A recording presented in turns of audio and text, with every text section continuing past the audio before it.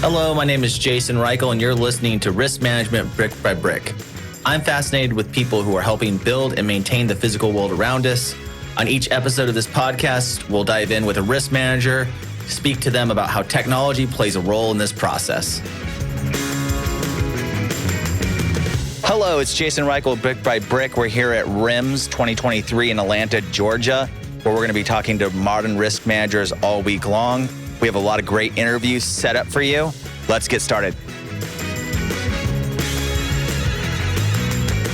To continue our special at RIMS 2023, we're going to be talking to Brett Tucker. Brett Tucker is a technical manager of cyber risk management at the Software Institute at Carnegie Mellon University. In this role, Brett is responsible for developing and implementing risk management strategies to help organize and address cyber threats and vulnerabilities. Brett is a real mind on all things cyber, risk, and practicality of how to do it. Let's get started and talk about his frameworks. Brett, thank you for joining me on Brick by Brick. I'm really excited to talk to you. We are a technologist podcast. That's where I come from, is in technology. And one of the areas where technology exists in this world of risk management is when we talk about cybersecurity and all of those elements that are related to that in risk management. And when my team said that we got you as a guest, I was really excited to talk to you.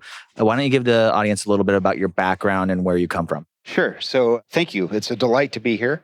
My name is Brett Tucker. I'm from Carnegie Mellon University. Going way back, I started at University of Notre Dame. I have a degree in chemical engineering.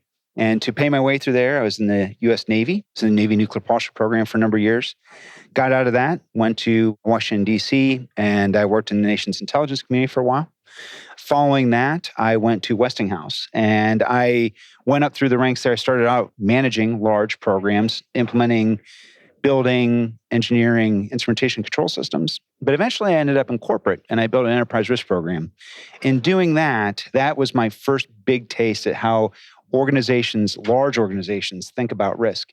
And actually I liked the intro where you said, hey, I do technical and I do risk.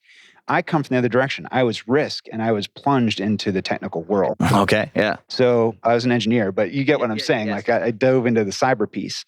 That's when Carnegie Mellon came a knocking. They said, hey, Brett, what we really want to do is we want to connect cyber executives more with the boardroom, because we understand cyber executives, sometimes CISOs and CIOs, they struggle with the bits and bytes discussion. And how can we convey that better in a dollars and cents discussion? So that way, the executives that are in the organization that control resources can more convincingly hit the I believe button and have confidence in their cybersecurity stack. And they also recognize that they're getting a better return on risk investment. Right. So I believe what brought me here, or a serendipity amongst other things. Yeah. But one of the better things is I drafted and crafted and published Octave Forte, which is a risk management framework that talks about how an organization may build an enterprise risk management program that supports the CISO so that they may communicate better with the boardroom. What are some of the pillars? So, well, first of all, let's take a step back. So, sure. One of the things that I've done in my career previous to this is I popularized something called revenue operations, which is basically giving a voice to the operational folks within enterprise organizations who didn't have a seat at the table, right? And I find that a lot of risk managers are also going through that, where they're looked at as a cost center. They aren't looked at as opportunist part of the organization. Same thing for the CISOs and everyone that you were just mentioning. So, what are some of the core fundamentals that it takes in order to do that translation layer? And what's the responsibility of the individual to step up and the responsibility of the executives to become more educated? Or what's your approach? Is your approach that we have to up level? Sure. Yeah, that's the broad question, is responsibility, and what are some of the core tenets of that? Yeah.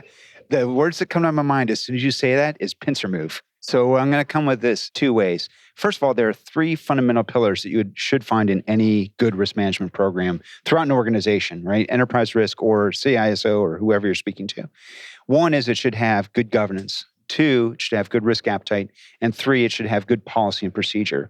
And each of these things overlap, almost like a Venn diagramming, right? Yep. Governance is people making risk-based decisions. Appetite is who has the authority to make risk-based decisions, what's the action orientation of that, and then the policy is telling the organization, hey, this is what we're going to do, and the procedures, this is how we're going to do it. Those are fundamental pillars that need to be in place for the organization to understand how we're going to understand this risk game. And the pincer move that I'm speaking to is the executive team needs to not only pump resources in the organization to buy down exposure or pay for controls, but they're advocates. They need to advocate in the organization to say, hey, I am the chief operating officer, but I sit on the risk committee, and everybody in my organization is going to toe the line with this risk management policy that we have. So go talk to that chief risk officer or that chief information security officer person and make sure they're doing what's right and abiding by what we say they do. And there's the other piece. That's the other pincer. Everybody's on the hook. I think that a hallmark of an organization that has high maturity is one where you roll into the place and it's your first day at work. You still have the cellophane on you. You learn where the bathroom's at. You learn where the lunchroom's at. But the very next thing that should take place is some kind of training, if not at least somebody handing you the policy, we manage risk in this organization. And when we do that, you're on the hook, just like everybody else. And by the way, I think the most important part of that discussion is educating. Level set. Across the organization, risk is defined as uncertainty, period. Uncertainty can be good, and it's an opportunity. But it's a discussion point nonetheless. Absolutely. It's an opportunity just as much as a threat. I mean, if it wasn't an opportunity, there would be no gamblers. I don't know about you, but I play the lottery every once in a while because you don't win if you don't play. Now, that said, I think that any risk is a balance. I mean, even if I said, I'm going to avoid a risk, I'm just not going to even go there. There's the opportunity risk that's been lost. And I think that once organizations get over that hurdle of understanding and seeing a risk for being not so much a red word or a bad thing, people will be more willing to come to the table and share their deepest and darkest concerns, as well as their greatest aspirations. That's 100% what I believe. And so you can see that in, let's call those world-class organizations. But what about an organization where you don't even have a risk manager? Yeah, that's a great point. I would call that a nascent organization, right? Yes. And you see this a lot with startups. You know, being from the West Coast, I'm sure you've seen this a lot. Risk is not a word. Exactly. Break stuff, ask questions later. Yeah, when they built Google and all the greats, you know, it was in a garage and they really weren't saying the word risk as much. I would hope that they did, but I would imagine that they didn't. So you're exactly right. And I totally agree that education is the way to go. But I'm just going to say that there are a lot of great resources out there to start with. And you don't have to get too hard about this.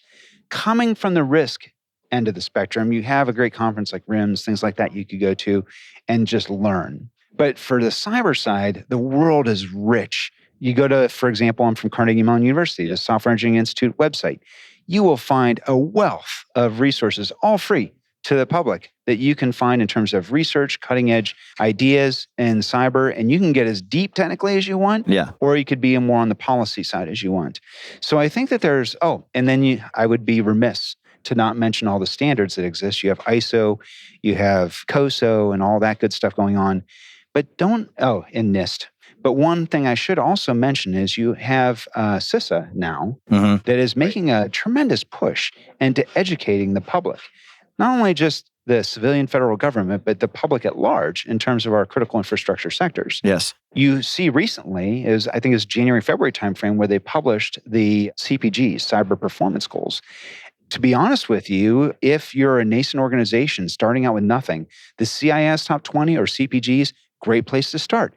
And I would say that it's going to lead you down the path initially of good hygiene. Yeah. So we talk about good cyber hygiene.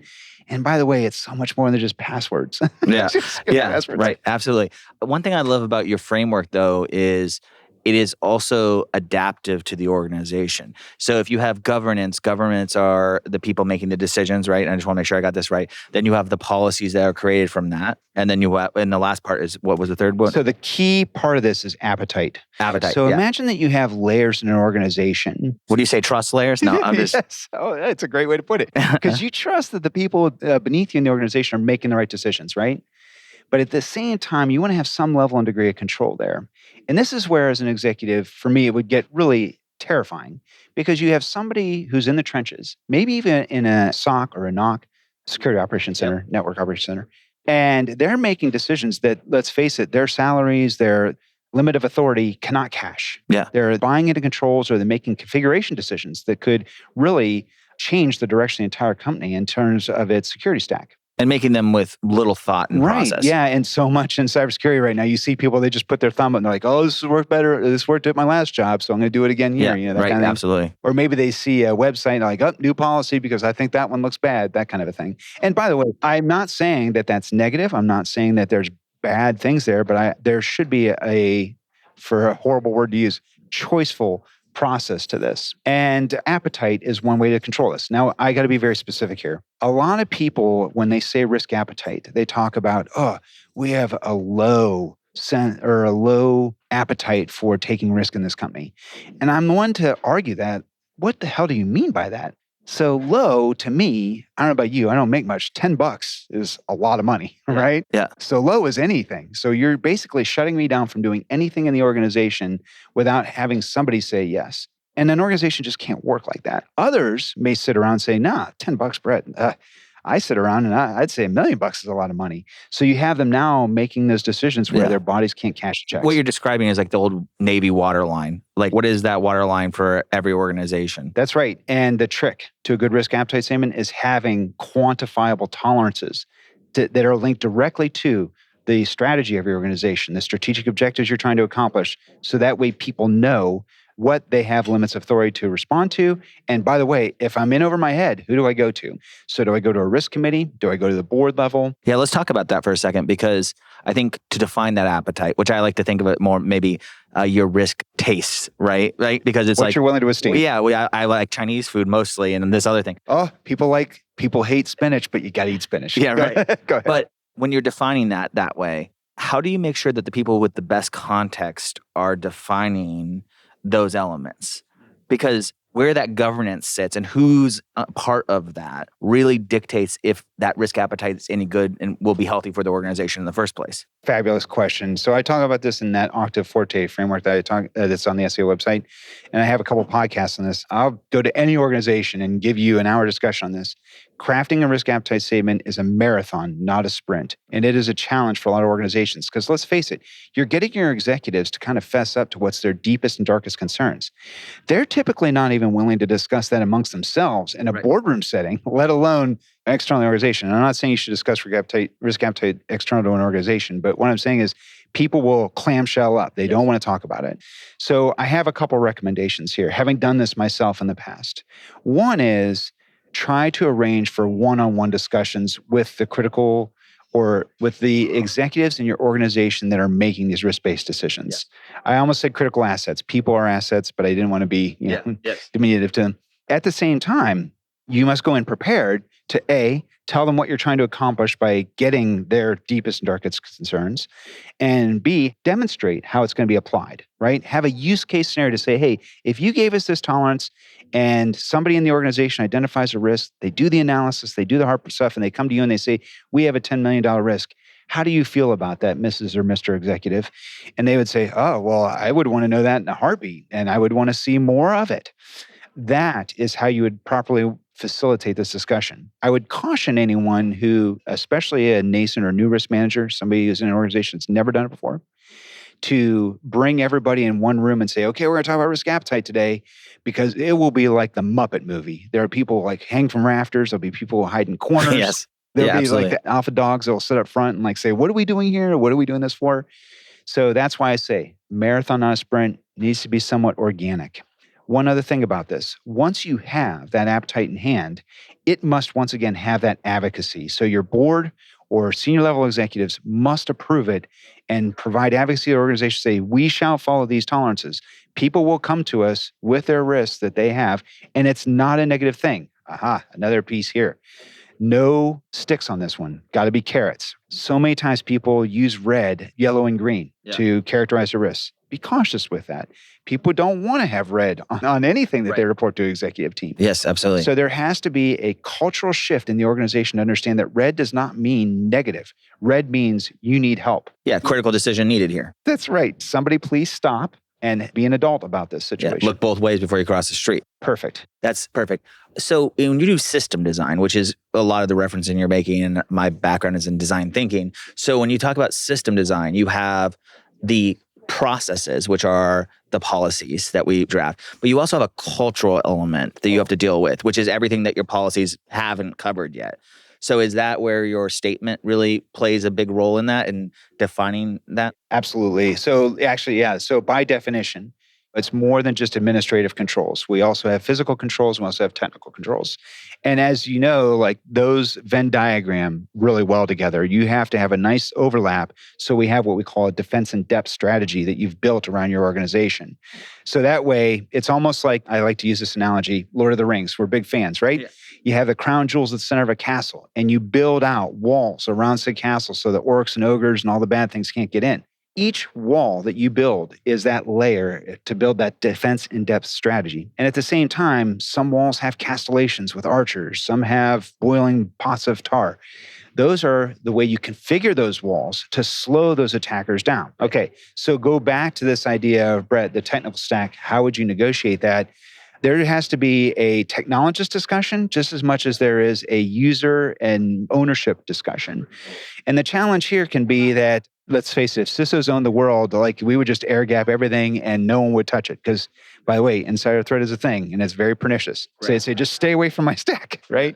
And you just can't operate like that. So yeah, that's where the cultural piece comes in. There needs to be a greater understanding of how people are going to use the technology, what they need from it, what kind of information they have.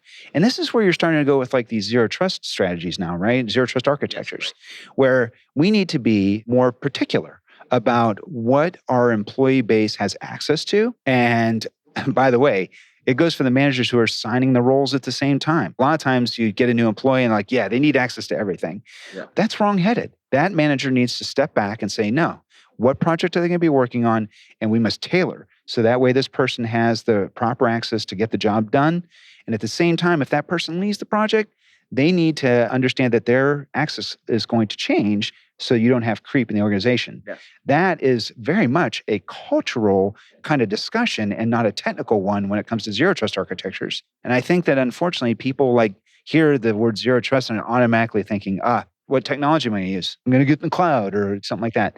But it comes back to training the managerial team so that they know what responsibilities, what accountability, what authority they're providing to their people. Yeah, I totally agree with you. What's next? What are you working on next? So right now, that's a great question. In my research portfolio, something I'm really excited about, and it's been building a bit of steam, is measurement of cyber complexity.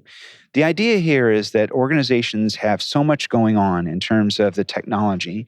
They have so much going on in terms of administration and physical controls and all that, that there's going to be too much. There's going to be a tipping point where you're not going to be able to achieve your organizational objectives just because, for example, zero trust, if I just keep kicking people out because every time I ping them in a system, you're not going to get things done. Okay. Yeah, people will circumvent the system. That's right. It doesn't work on their behalf at all either. That's exactly right. So what I'm trying to do is put math to this. I'm trying to understand how best to measure complexity, cyber complexity, to be more specific. And in doing so, I want to establish a risk metric, a proxy metric, if you will, that if I understood the complexity of my system, what can I do to control it? Notice, I'm very careful to say control it. I don't want to dial away all complexity. And a lot of people have trouble understanding this or agreeing with me at times, but hear me out. If I have system segmentation in my networks, if I have a zero trust architecture, fine. You need that, right? That is introducing complexity into the system, right? Just as much as at the far end of the spectrum, where if I eliminate all that, the system could be so non-complex that an advanced persistent threat or somebody who gets a threat actor that gets in the system just walks right up to that crown jewel, takes it, and walks out. Right, absolutely. So what we're calling for in complexity is actually a balance of how much do I need to have in my organization versus can I eliminate it? Now, if you think about it... And that gives the overzealous leaders a barometer to understand how they're also driving the ship. That's exactly right. Now you can make better risk-based decisions. I'm bringing new assets to my organization. I'm going to put them in my cybersecurity stack. I can actually, titrate or run some kind of sensitivity analysis. Yes, a simulation or put it in a sandbox and understand like how the system's bogged down. But let's go back to the cultural piece. I have maybe a big integrated firewall solution or something like that I'm bringing in. And it's going to take me 6, 12 months, 18 months to get somebody totally educated and proficient at properly configuring and utilizing that integrated firewall solution. So there's a wetware challenge that we have in organizations too, as much as the cultural piece of people just using the right passwords and whatnot, right? Yes. That goes down. And then there's one other factor here. So I talked about basically the flow of information in an organization, talked about segmentation, things like that. Then I talked about the wetware, people having to adapt their brain to negotiate complexity. But the other piece is technical debt. And by definition, we know technical debt is the fact that we have software producers, right? Foundries that are like building systems, building products, and they are running for the horizon so fast and so hard, there's bound to be errors. Yes, right. That's technical debt by definition. But there's also legacy technical debt. Yeah. So you talk about organizations that have technology like reel-to-reel tapes for backups, things like that, that they're still trying to negotiate and maybe get transitioned out, but they have to deal with that and figure out, like, how is that bogging down my system given the new controls I have? Maybe I have processors that really can't even accept the technology that I'm trying to bring into the organization at this point. So these three factors come together, and I'm going to one-up you one more, Jason. Okay, let's do it. Yeah. So there's also this idea of having service providers, third-party providers, consultants, and or new technology they bring in the organization. They have their own complexity that they're bringing into the organization, which is really going to be mucking up the works, right? So even if I were to put myself in my silo or in my bubble and negotiate and figure out what my complexity is, now I got to deal with everything on the outer layer of my organization and the people that I depend on. And you also think too, and I'm going to leave this one, the resources I have. It takes money to train people. It takes advocacy and their capacity to make this work. Exactly. Yes, exactly. And how do we even measure that, by the way? That's a whole nother discussion. But yeah, so this complexity issue has come about now, and I'm trying to advance that. To answer your original question, some other things, trying to investigate efficacy of controls in a system. How do I understand what kind of return on investment that I'm getting out of controls I build in a system? One thing, and I'm going to guess where you're going to go with this, but in coming from corporate and coming from enterprise organizations, when people talk about their systems, sometimes they're talking about, they treat it like they have multiple systems versus understanding it's an ecosystem across the board. So in the case of you have legacy, well, we have that legacy system, but we spun up this new cloud-based system over here, and this is how we protect this one and not this one. And it seems like organizations are coming from a very scattered place into wanting to unify themselves under one broader, ecosystem, to call it that, the system. Is that correct? I mean, you're dealing with, like, the complexity is it's broken apart now. It's not all just one thing being run by one system at this point in time. Not only do I second that, but I think that organizations now need to adapt and adopt a new philosophy that the ecosystem goes beyond the technical, goes beyond the cyber. You mentioned the cultural piece already, right? Yeah. And I am a big proponent of having an integrated risk register at this point.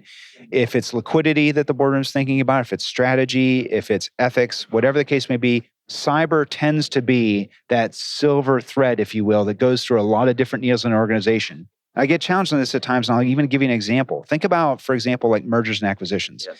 I don't know about you, but we talked about that a lot at the board level in terms of enterprise risk. There's big things that are going on there. There's an element of cyber that needs to be discussed there. That organization is bringing their own tech stack. They're bringing their own culture, and they have their own policies in place.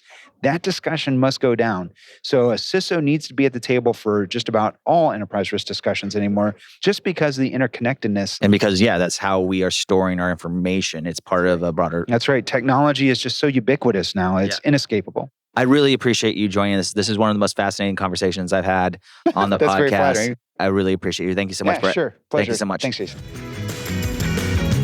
It's my pleasure to welcome Justin Smulison to Brick by Brick. Justin is the business content manager at RIMS and also the host of their official podcast. It's a great listen if you haven't listened. He interviews tons and tons of people in the community, always entertaining, and he's really great to talk to. We talk about the business of managing a podcast, how to be a great podcast host, and why RIMS is so special. Take a listen. Hey, Justin, thank you so much for joining me on Brick by Brick during RIMS. It is a pleasure to be here. Thank you so much. I know you're probably busy during RIMS, but I want to start off right away. What does success for you at a RIMS event look like? Success for me is when I've met all my deadlines. Yeah. And because I'm also one of the de facto writers when we're here. So I help with the show daily. So when I get to do that and enjoy myself a little bit at night, that's success for me personally. For the organization, I think it's when the majority of the attendees leave feeling that they can take something back to their own organizations, help their organizations or them personally succeed. Yeah, great. One thing you just mentioned was the show. So what goes into producing something like RIMS? It is basically a year-long endeavor. I know that, and I know a lot of my colleagues at RIMS work really, really hard, even starting in May for the next year. So it's a wheel. Yeah. And what's the relationship to the actual podcast? Oh, yeah. Before we go there, let's take a step back and go, how did you become the host of the RIMS podcast? How did you end up in that seat? It's super cool. So there had been I was hired in 2017. There had been a podcast that RIMS had done previously. It wasn't very well done. It was just a bunch of people talking about stuff. Yeah. And it lasted 8 or 9 episodes, and then it was forgotten about. And then sometime in 2017 or early 2018, we were talking about ideas for doing new things. And I said, well, I'd like to host the podcast. And they said, okay, cool.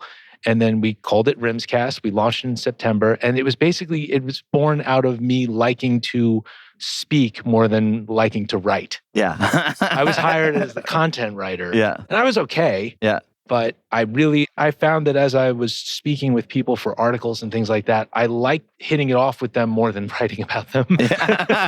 Well, yeah, I think that's the plight. Yeah. So before I knew it, it was gaining traction. It found an audience. We even started to get sponsored episodes, and that became more prominent in my role. And then my role kind of changed a little bit. And then I started doing it. I'm not really a writer unless I'm asked for something like Risk World or something like that. And I get to produce the webinars, the podcasts, and a lot of the media sorts of things. And I host on-site events and sessions. So it has helped change the trajectory of my career. And I've always been very fortunate about that. What do you think is important about a good podcast, a good podcast host? What's a good podcast guest? Okay, start with the host. I think the host, like you, needs to be engaged. You need to be making eye contact. Even if you're doing it remotely, you got to be there. You can't be like jerking your phone and all that kind of stuff. Yeah. And the guest, I seek the guests out a lot of the time. Yeah. Not all the time, but most of the time. Because either they're prominent members of RIMS who have something really cool to say. Maybe they've won an award, something like that. Or they can speak to the news of the day. And I vet them in a very limited capacity because there's not a whole lot of time sometimes. Yeah. But if they come with credit, then that's what I want. Yeah. For you and the time that you've done this, what are some of the most memorable moments of being the host or guests that you've had? Okay, so we've had that's a great question. You give me a moment to think. I mean, every year I love covering Risk Manager of the Year. And we try to do that leading up to Risk World, just to help drive some enthusiasm for the awards luncheon and just to show that these people, they're not just a flash in the pan. They've worked their whole lives in a lot of cases to get to where they are. I think that's really important. It is. And you want people to feel special. So it's those sorts of things that I really like doing. Every once in a while, I'll get someone who maybe is not a risk manager or in the risk profession, but they can speak to something that's happening in the news, and that's really cool. A couple of my favorite, I like the international guests as well. I like the people who are from other sides of the world who can provide a different perspective for us. I think that's really cool stuff too. That's cool. Oh, and can I get a quick special shout out? In 2021, we had Sean McCann on the show. And he's a singer, very famous in Canada. He was in a group called Great Big Sea. And he was the musical keynote for the virtual RIMS Canada event. And he was the guest, and he was exceptional. Oh, that's good. He was one of the standouts for sure. One of the reasons that I want to start this is I'm a technologist, so I'm from Silicon Valley. Okay. I work at a tech company. Okay. But while I am an executive and I know sales and marketing and customer success, when I came into the insurance world, what really surprised me was the diversity in risk management, in the risk manager themselves. And it really spurred me to want to do this podcast to explore where those people come from, because I find it to be a very fascinating field and very broad in how people ended up in here. And I think one sentiment that gets brought up time and time again as I talk to these risk managers is the idea that there's a certain legacy group of risk managers who are about to retire or who have information to share, and there is a gap in the workforce moving forward. Is that something that you've heard as an issue in the industry as well? Yes, it is. I worked on the 2025 the talent risk report or the risk talent report, something like that. It was a couple of years ago that we published it, and it looked to 2025. We spoke to exactly that. And that was one of the concerns, that the people who were going to be, and this was pre-COVID also, so things may have changed since then, of course, but I think the transfer of knowledge was a major issue that was identified. And I don't personally have the answer to why or how that could be solved. It was really, I just think people needed to sit down, maybe I don't want to say check themselves at the door, but maybe kind of park their ego a little bit and maybe just sit and speak to a small audience of their own company and just say, hey, here's what I'm thinking. And as I'm out the door, here's what I think you might want to take a look at. That's what I would have done, but I don't know if they did that. The other thing that we hear a lot is the integration of technology into the space. Yeah. It's going to be a multi-billion-dollar industry in risk tech. That's what we projected years. Not we, RIMS. It was something that was projected at a RIMS event a few years ago. Multi-billion dollars coming up. Yeah.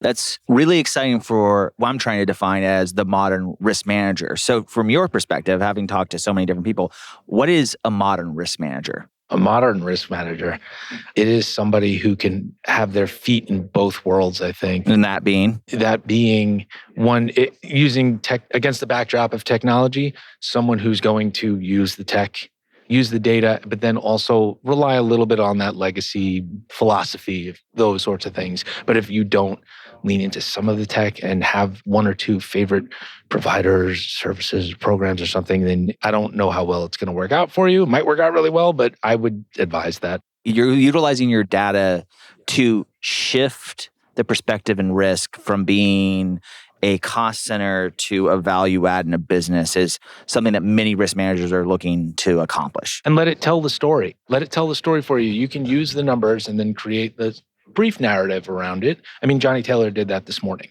And I think that was a great example. Even, what was it, when he saw the multi-generational, did you see that part? I saw part of it. Yeah, the multi-generate, about how there's 5 generations right now. And he was showing the data of the different percentages of who's where. And if you do that and just, it lends itself to a few really impactful sentences or paragraphs that can help you tell the story and make your case. As a former writer and now host, right? Or sometimes writer and host now. What about ChatGPT and these kind of technologies coming in and threatening that part of your livelihood? Are you worried about it? Are you not worried about it? What's the answer for you? I'm not terribly worried about it. I've found that the people, when I've asked similar questions about that, the real leaders are the ones who, I hate to use the buzzword, but like lean into it. I mean, I once asked, I'll kind of change direction a little bit. I once asked a heavy metal guitarist if he got annoyed that everybody was holding up their phones during shows instead of just rocking out, right? And he said, you know what? At first I was bummed out and I don't love the sound quality that comes out of it, but it's helping spread awareness. So I may as well just embrace it or else I'm just going to be one of those cranky old men. Yeah. So that's how I apply my philosophy toward it. If it's here to stay, cool. I'll figure out how to use it to my advantage, but I don't think it's going to replace me. At least if I don't let it replace me. Yeah. I think that technology is evolving so quickly that now technology is moving into the space of the technologist, right? And now the technologist has to ask themselves the same questions that the layman had to ask themselves in the past, right? And we're all being faced with this conundrum of how do we integrate technology and make it work for us and not against us? Sure. In my own personal case, it's as simple as just still speaking into Siri and just saying, hey, remind me to go to the interview in the press room at 4:30. Yeah. Just do that. I mean, I found that to be invaluable. You know how many anniversaries I've remembered now? Because of that sort of thing. That's good. I should deploy that tactic. Yeah. Why are you trying to remember it anymore? Let Siri figure it out for you.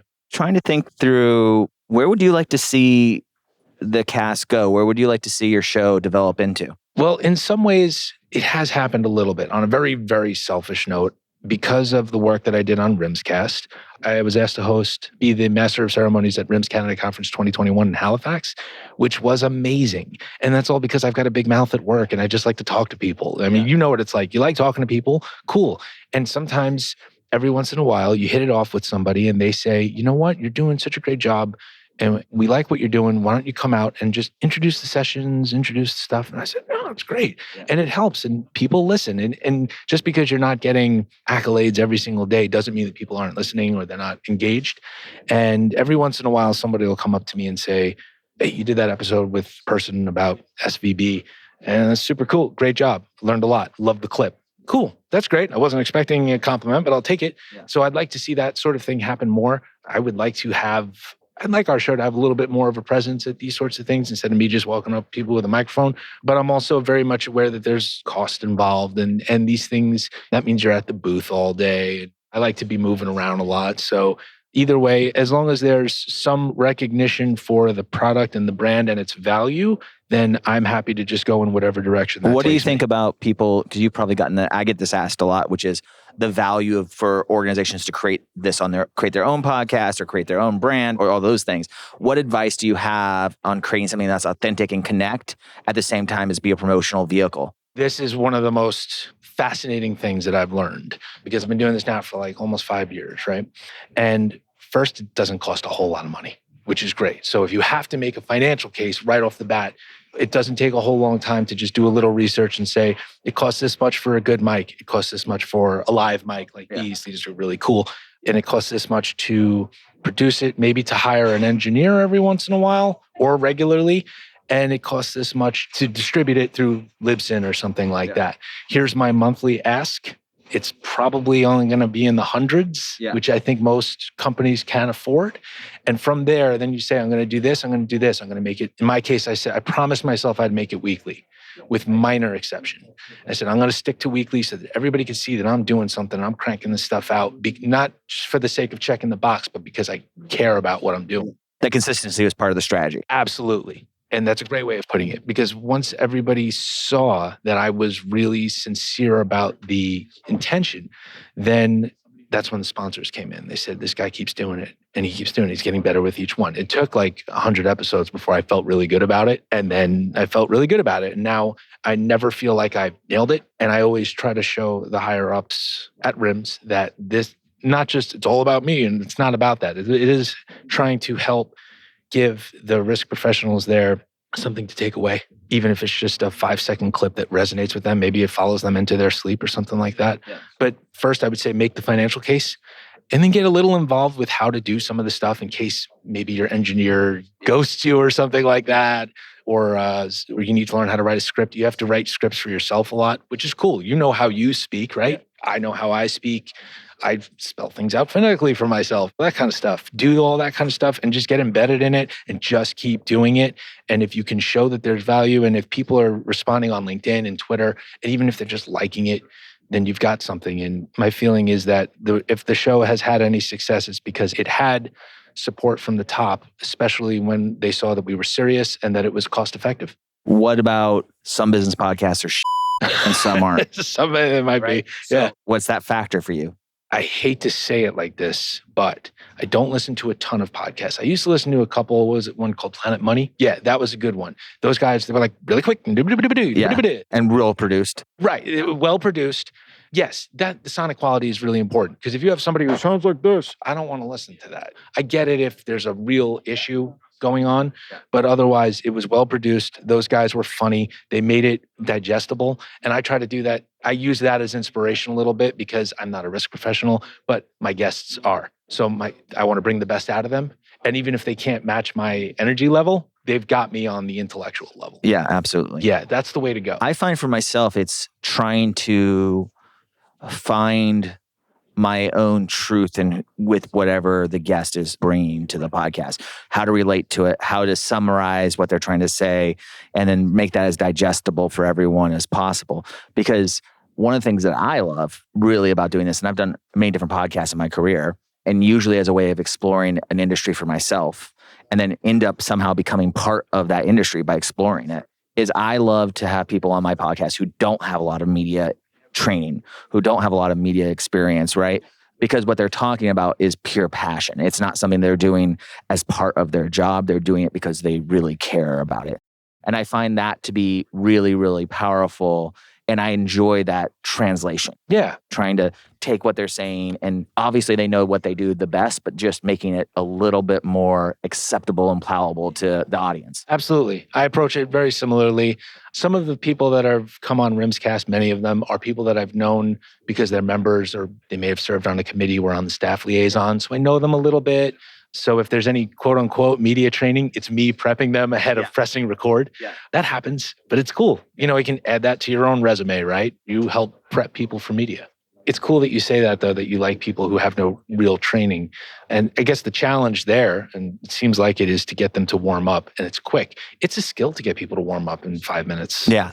Yeah. If you don't get it within the first 5 minutes, you kind of know in your mind, oh no, this isn't going the way I But want have it. you ever had that moment when you're doing a podcast? I had this, not in this career, but when I worked in pure tech and I was doing a business podcast in tech. And I had this person who was just so boring. So boring. They were really intelligent, but then they started talking about how they used to be in P-Funk, like the band. They were in Parliament Funkadelic? And a background singer. Wow. And then like as soon Was it as a man or a woman? a woman. Okay. And as soon as I picked that up, I could kind of see them open up and express themselves. And I think that one of the most beautiful things about audio and doing the podcast is that it allows people to sort of, if you can get them to open up, be themselves fully and integrated, the business side and their personal side. Those are the best moments where I feel the most proud of what I'm doing. Was the singer one of the background singers from PCU? Yes. Was it really? Yes. Oh my gosh, he comes out of the bathroom or something like that? Yeah, I totally know. absolutely. Yeah, I don't know exactly which one it was. Oh, that's super cool. Her name's Stacy. So, Okay. Stacey, if you're listening to this, I'm sorry that I said you were super boring, but you turned out not to be. But no, you're certainly not. You were in one of my favorite movies. Very good. Stomp. Yeah, All right. absolutely. I know what you're saying. Sometimes you just, maybe you have to deviate from the scripted questions to get somebody to open up a little Yeah, bit. and like pull. We have, because I've done a lot of podcasts, we actually have a good amount of listeners who are just come from business backgrounds who are listening. What's the best piece of business advice you've ever gotten? That I've ever gotten? Yeah, that is in the back of your head sometimes that you call forward when you need to. Best piece of business advice. Well, it's not business advice in the way of career. It's actually something that was handed to me as a writer that I needed to hear, that I have used as an audio producer, let's just say. And it's not the greatest phrase, but I will say it is the most effective one. It actually came from RIMS Publications director Morgan O'Rourke, who hired me. And as I was writing the first few big pieces for him, he said, listen, you're trying too hard. You got to kill your darlings. Yes. And I hated that at first, not because it wasn't true. It's just I hated the term. I don't know why, but I've come to embrace it. And as I produce other things, live events, podcasts, or webinars, I do find that I have to cut the fat as much as possible. My first podcast was Kill Your Silos for that very really? reason. Yes, absolutely. So you know. Yeah, just let's pull everything out and talk through all of the dirty laundry that exists. Yeah. And be willing to sacrifice it. Right. And it's hard because it's not that I think that I'm so great, but there were probably a couple of sentences that I thought, oh, well, this is brilliant and this is going to get me some notoriety. And I'm taking it from him. But I have applied that through other parts of my career. Yeah. I think that's incredibly valuable for anyone to actually process and understand, which is the thing that's most sacred to you is not always the most important thing you're trying to communicate. 100%. Well, thank you so much for joining me on Brick by Brick. I really appreciate it, Justin. And I hope you have a very good RIMS conference. Thank you so much. Thank you, my friend.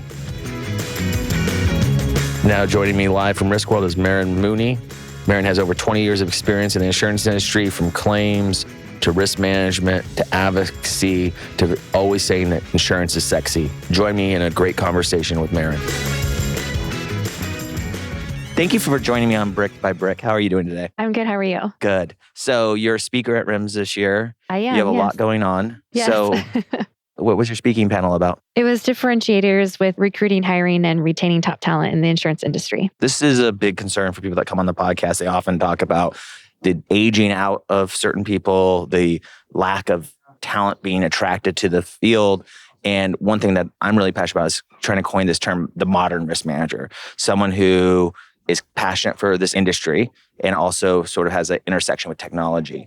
Why don't you give me, what's your perspective on the modern risk manager? What's that look like? I think it's someone who's really interested in education and just continually learning and developing and growing. So coming to events like this to learn about things you haven't necessarily gotten involved with, or even honing in the knowledge that you already have and just perfecting that knowledge. And then also the biggest piece is networking with your industry peers, seeing what they're experiencing. Are they going through the same things that you are? Kind of back and forth where you can find common ground or even give each other ideas and bounce things off of each other. How long have you been in the industry? For about 16 years. Okay. Has it changed? Has it evolved? Has it always been this welcoming community like space as it is now? Or I feel like it's always been a welcoming community and space. I think the way that it's evolving is just implementing technology and like adapting with the trends that you're seeing in the industry. Like my industry is the construction industry. So what trends and things are you dealing with in the construction industry? So the hot buttons recently, supply chain, the talent issue, those kinds of things. So that's what we're kind of seeing and looking at right now. let's take those issues because I talked to a lot of construction risk managers. Supply chain is an issue because Well, there's just the lack of supply, or there's specialized mechanical pieces of HVAC equipment and that kind of thing. So your lead times are just taking 2 to 3 times as long to get to your project. So your projects are delayed, and then you have delay costs and issues to deal with and that's owners. rising to the attention now of risk managers, where maybe that was before in the realm of project, right? So you have to get creative and try to think outside the box. Like, how can we address these supply chain issues? Are there things that we can get? Like, can we purchase steel and store it on site somewhere? Do we have a warehouse that we can purchase things in bulk that we can take care of? And then those add extra risk, because then it's your property insurance is you need to make sure you have enough property insurance to cover those risks if there's damage or whatever happens. So it creates new risks when you're trying to solve the trends in the industry. One of my favorite things to think about is how every opportunity or choice we make opens the door to future risk. And when we talk about risk appetite, or when we talk about things where it's like the cost of doing business is always going to inherent risk, how do you recommend to, say, a risk manager who's looking at their program that they evaluate those risks and take those opportunities for growing their business at the same time as protecting the business? Right. You always have to think of those unintended consequences, right? So think of the risk as a whole, like big picture, and then you kind of have to narrow it in, and you have to consult with all of your constituents. So like meet with your supply chain people, like what's possible, what can we do, what's feasible, what makes sense, and then start to try to see if you can implement that. But you also have to think of from the insurance side, make sure that your insurance carriers and your brokers are on board and have the solutions that you need for the problems you're trying to solve. Right. That brings up a very interesting thing. So it seems more and more the modern risk manager also has to be someone who can break down silos and bring teams together. How can a risk manager really build like a framework for ensuring that they're cross-collaborating and that they're bringing all the people to the table and really being an asset to an organization? I think it's the whole concept of teamwork, bringing everybody to the table. You all have different viewpoints and perspectives, and being open and willing to listen and hear those, because what one person is thinking of in their own silo, the other person, it affects them. Yeah. So they have to hear each other so that they can, maybe there's a leaner process. Maybe they can do something better to enhance it. Or maybe there's something that needs to change because there's some breakdown that's not working out. So I think that whole teamwork aspect really helps you in all aspects of your career and your business. Especially like when we talk about these supply chain issues, because the impact might be felt in one department, but in order to get those things to that place requires so many chains, right? So much chain. The second thing you mentioned was the resource gap. So what is that resource gap in your own words, in your own opinion? So there's just the talent, the sheer shortage of talent, or retaining the talent that you do have. So what kinds of programs and processes do you have in place to retain talent or attract talent do you have? Do you have referral bonus programs at your company? Do you have, one of the things the keynote speaker talked about yesterday morning was what employees wanted in 2020 versus what they want in 2023. And the difference in just that short amount of time is pretty phenomenal. Like, rather than sympathy, they want empathy. Rather than perks, they want money. Just give me the money, give me the paycheck. Instead of, I can't remember, they're really interested in career development. So yes, I might be a flight risk. I might leave the company after several years, but if you really help prepare me for that next role, which at the end of the day, it benefits the industry. And I feel like that should be the goal. So maybe it's not so much, you can't have my people, I don't want you to have my people. Maybe we just elevate it all and make everybody better for wherever they're going to go in the industry. Right. One of the things that I like to focus on, or I'm passionate about, is helping people find what they're passionate about. And there's so many avenues in the insurance industry where you can work. You can work in claims, you can work in underwriting, you can work in the broker side, the insurance side. So helping people find those passions, I think really benefits everybody. And you can keep them in the industry. It might just be a different role or different sector of the industry. Right. And they become more well-rounded because of that. Exactly. Yeah. One thing I'm just personally a fan of is generalists over specialists, right? So having this idea that people should experience multiple avenues in an industry to really bring that. And I think one of the roles that benefits the most from that is a risk management role. Yeah, exactly. I mean, even when I worked for the large general contractor and I was the claims manager, it's not that my employer didn't say I couldn't go on vacation, but I didn't want to go on vacation because there was nobody to do my job. So if you really have that generalist perspective, that generalist attitude, and want your people to cross-train and learn, it's a really great benefit to the company, not just in the aspect of knowledge, but people can go on vacation or they can step in and fill a different role that they didn't know that they liked before. Yeah.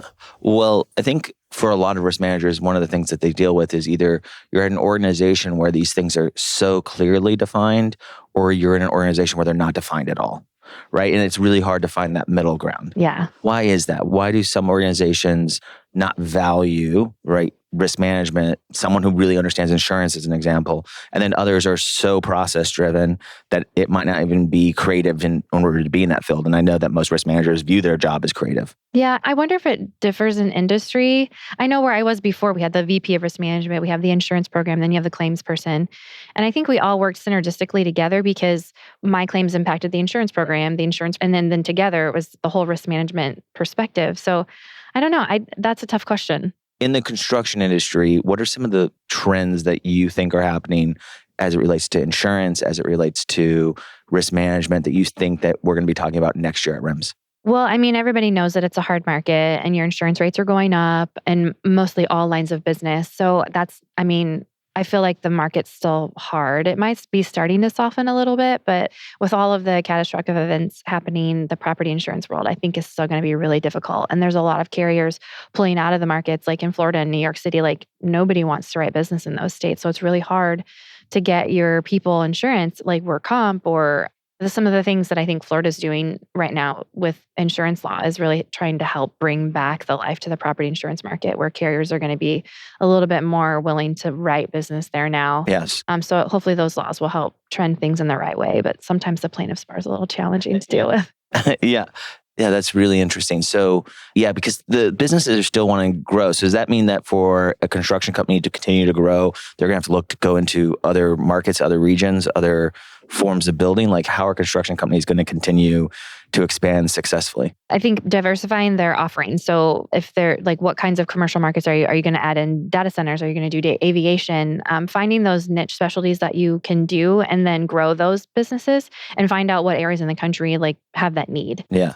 So more diversification of what you're doing. But you have to be careful too, because that opens you up to a lot of risks that you might not be aware of. You need experienced people. Yeah. For example, in the hospital realm, if you don't have people with the experience building hospitals, well, you're probably not going to really get into that arena because the owners want people with experience. Yeah, so it's kind of a delicate balance there again. A lot of construction companies are, I guess, becoming conglomerations or JVs, joint ventures. And all of these things. Is that something that you think is good for the industry or something that you don't think is good? No, I think it's good because it's two people bringing together their strengths to form something even more strong. So where one entity might have more talent, has that backlog to bring to the industry, and then they're helping this maybe smaller or less experienced contractor build up their portfolio of aviation. So it's sort of a rising tide raises all ships. So I like that aspect of it. It can be tricky when you're writing the insurance programs to see who gets have the insurance program and who gets to run that, who has the better risk management processes in place. So that becomes interesting to work through, but I think it's exciting. Yeah, that's great. Let's talk a little bit about your background and your passion for insurance. As you said, you like to say that you want to make insurance sexy. What's that mean? I don't.